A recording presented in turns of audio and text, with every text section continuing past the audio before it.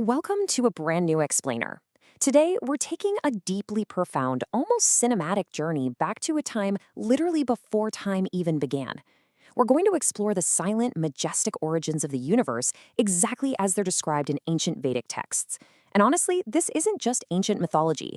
It's a timeless truth that connects to our everyday lives, down to every single breath we take. So we're going to unpack how the deep, silent origins of our universe were constructed long before life ever existed.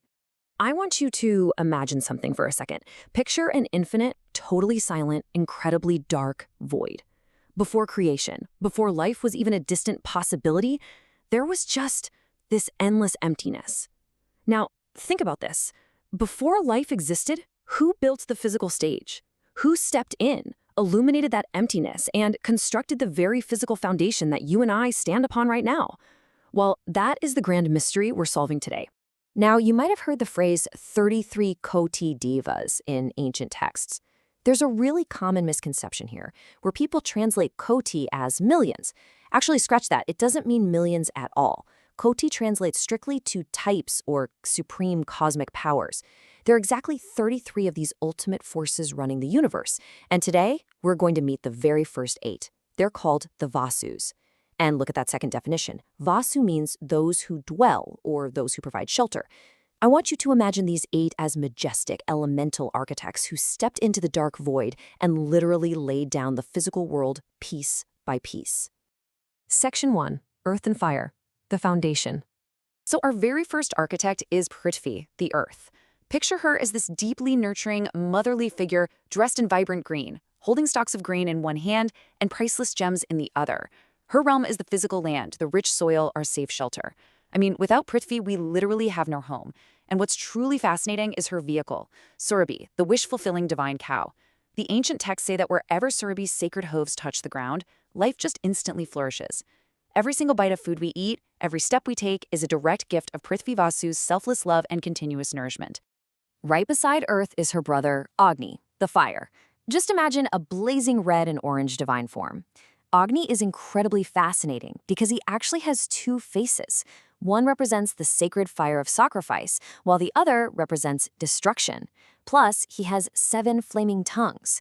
His realm is energy and heat, and he acts as a sort of divine bridge. Whatever we offer into the fire, he carries upward to the cosmos. And notice his vehicle, a restless, upward climbing ram. It perfectly captures his vibe. Agni is the fire in our kitchen, the heat keeping us warm in the winter, and crucially, that restless, upward climbing ambition burning inside each of us. When you put them side by side, it's this incredibly profound duality.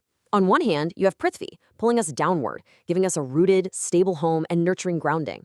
But then, perfectly balancing her out, is Agni, constantly rising upward, bringing energetic purification and restless ambition.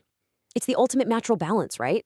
You absolutely need a solid foundation to stand on, but you also need that fiery inspiration to rise and keep moving forward. Section 2, Air and Space, the Expanse. Next up, we meet Vayu, the air. Imagine a deity clothed in dazzling, bright white, riding upon an incredibly swift antelope. His realm covers the mighty winds, the raging storms, but also, and this is key, the gentle inner breath inside us, our prana. The antelope is a symbol of his unmatched, incredible speed. And the thing about Vayu is that he's omnipresent. He is literally everywhere at once, yet totally invisible to our eyes. Think about that for a second. From the very first breath a newborn baby takes to the absolute final breath of a life's journey, that is Vayu. Our entire existence relies completely on a force we can't even see. Then we have Antariksha, or space. We usually think of space as just nothingness. But Antariksha is this vast blue-black void glittering with stars, and it is absolutely not empty. Notice how Antariksha doesn't have an animal vehicle? That's because space itself is in constant motion. It's the vast expanse connecting Earth and heaven. It's the medium that actually carries our spoken words, our songs, our prayers across distances. Even that profound, heavy silence that sits between 2 people sometimes, that is the very presence of Antariksha. Section 3, Sun and Sky, the Roof. Now let's look up Meet Aditya, the sun. The visual here is just spectacular. A golden, glowing body holding a sacred lotus, riding across the expanse in a brilliant golden chariot drawn by 7 white horses. He's the master of light, knowledge, direction, and the absolute controller of the day. And the symbolism of the chariot is brilliant. Those 7 white horses aren't just random. They perfectly represent the 7 days of our week and the 7 colors that make up light itself. But Aditya does more than just give physical light. He brings the clarity of intellect. Whenever you feel lost in doubt and need clear direction, you are seeking the clarity of Aditya. And high above the sun is Dios, the sky. If Earth is our mother, Dios is absolutely the protective father figure. Picture him wearing a magnificent crown studded with stars, riding a powerful, roaring bull. His realm is the upper sky, the absolute final boundaries of our universe. Dios acts like this giant protective roof over all of creation. The ancient texts beautifully remind us that when dark clouds gather above and drops of rain begin to fall, that's not just weather. That is the life-giving blessing of Dios falling upon the earth to protect and nurture his creation. Section 4. Moon and Stars, Cosmic Rhythm. As the day winds down, Chandra, the moon, takes the stage.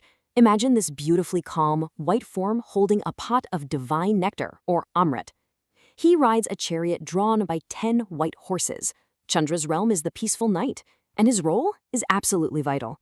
After the intense, burning heat of the sun all day, Chandra cools the world back down.